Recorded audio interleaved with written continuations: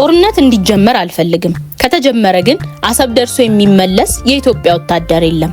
ይህንን ያሉት የቀድሞ የኢትዮጵያ መከላከያ ሰራዊት ጠቅላይ ኤታማዦር ሹም ጀነራል ሳሞራ የኑስ ናቸው። ጀነራሉ ከሰሞኑን የአፍሪካ ቀንድ የውጥረት ምንጭ ሆነው የቀይ ባህር ጉዳይ ላይ ሰጡ የተባለው አስተያየት ከሩብ ክፍለ ዘመን በፊት ባልቋጩት የቤት ስራ ውስጥ ዳግም የመሳተፍ ፍላጎት እንዳላቸው ፍንጭ የሰጠ ሆኗል።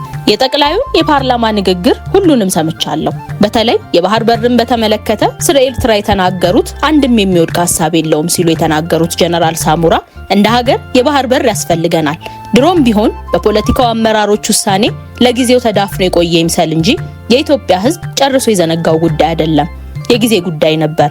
አሁን ጊዜው ደርሶ ዳግም ተነስቷል። ለአመታት ይሄን ጊዜ ጠብቅ ነበር።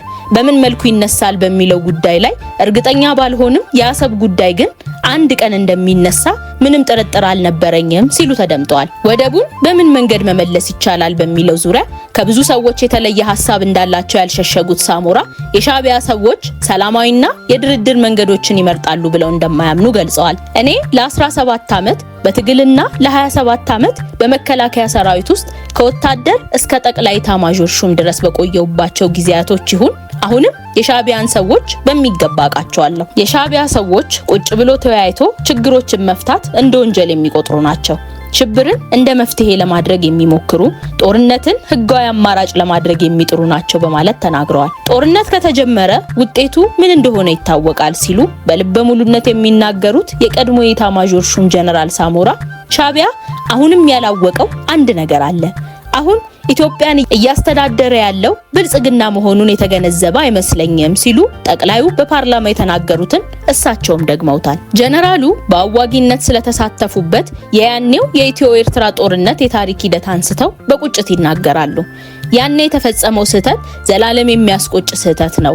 በወቅቱ ግንቦት 4 1990 ዓመተ ምህረት የኤርትራ ወታደሮች በሁለት ኮር በ6 ክፍለ ጦርና በአንድ ሜካናይዝድ የተደራጁ በመድፎችና ታንኮች ታጅበው ባድመንና አካባቢውን በወረሩ ጊዜ ለወረራው በአጸፋ ምላሽ ይሰጥ የሚል ውሳኔ ለማሳለፍ የኢህአዴግ ስራ አስፈጻሚም ሆነ የህዝብ ተወካዮች ምክር ቤት ጊዜ አልፈጀባቸውም ነበር። የኤርትራ መንግስት በበኩሉ በግዛቴ ውስጥ ነው ያለሁት፣ የወረርኩት መሬት የለም በማለት መሳለቁ ትዝ ይለኛል።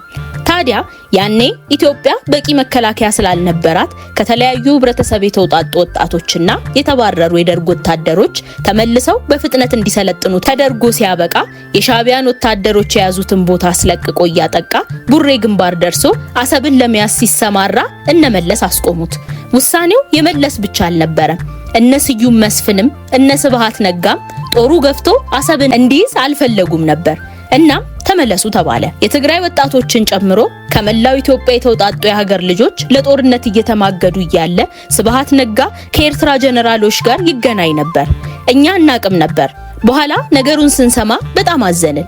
ለትርጉም አልባ ጦርነት በርካታ የኢትዮጵያ ወታደራዊ መኮንኖችና የትግራይ ወጣቶች ያለቁበት ጦርነት ነበር በማለት ታሪካዊ አጋጣሚውን በቁጭት አስታውሰዋል። አሁን ያለው መንግስት ያኔውን ስህተት ይደግማል ብዬ አልጠብቅም። በአጠቃላይ ጦርነት እንዲጀመር ይፈልጋል ብዬ አላስብም። የኔም ፍላጎት ጦርነቱ እንዳይጀመር ነው። ሁሉም ነገር በሰላምና በድርድር እንዲያልቅ ፈልጋለሁ። ነገር ግን ጦርነት ከተጀመረ አሰብን ብቻ ይዞ የሚመለስ ሰራዊት ይኖራል ብዬ አላስብም። ምክንያቱም የሻዕቢያን መንግስት የሚቃወሙ ፓርቲዎች ሙሉ ኤርትራን ከሻዕቢያ አስተዳደር መዋቅር እንዲነሳ ይፈልጋሉ። ይህን ኢሳያስም ሆነ የሻዕቢያ ሰዎች የተረዱ አልመሰለኝም በማለት ተናግሯል። በመቀጠል ሻዕቢያ አሁን የኢትዮጵያ መንግስት የመዋጋት አቅም የለውም፣ ከሆነም ጊዜው አልፏል።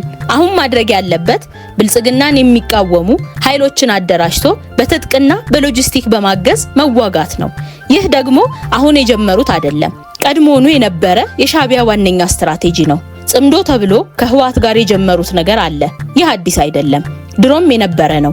አዲስ ከሆነም በግልጽ ማድረግ መጀመራቸው ነው። እኛ ከ1990 እስከ 1992 ከሻዕቢያ ሰራዊት ጋር ጦርነት እያደረግን እኮ እነ ስብሃት ከሻዕቢያ ጀነራሎች ጋር ይገናኙ ነበር። ብልጽግና የባህር በር አጀንዳን ማቀንቀኑ ከምን የመነጨ ይመስሎታል?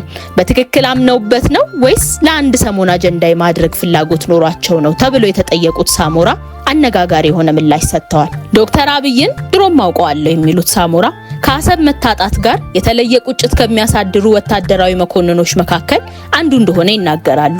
እኔ አብይን አሁን አይደለም የማውቀው። ኢንሳ ላይ ያለ በስራ ምክንያት እንገናኝ ነበር።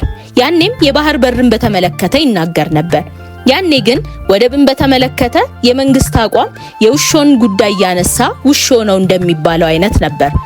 ዝም ተብሎ ተድበስብሶ የሚታለፍ ጉዳይ ነበር። አሁን ግን በተቃራኒው ኢትዮጵያን ወደ ቀይ ባህር መመለስ በይፋ የፌዴራል መንግስቱ አቋም ሆኗል። በዚህም ደስተኛ ነኝ ሲሉ ተደምጠዋል። ጀነራሉ አክለውም አንድ ነገር የሚከነክነኝ ጉዳይ ግን አለ ይላሉ።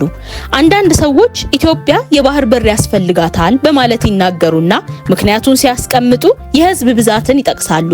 ኢኮኖሚያችን እያደገ በመምጣቱ እንደሆነም ሲናገሩ ሰማለሁ። ዋናው ቁም ነገር ይሄ ነው ብዬ አላምንም። ኢትዮጵያ አሰብ የሚያስፈልጋት የኢትዮጵያ ስለሆነ ብቻ ነው ሲሉ እቅጩን ተናግረዋል።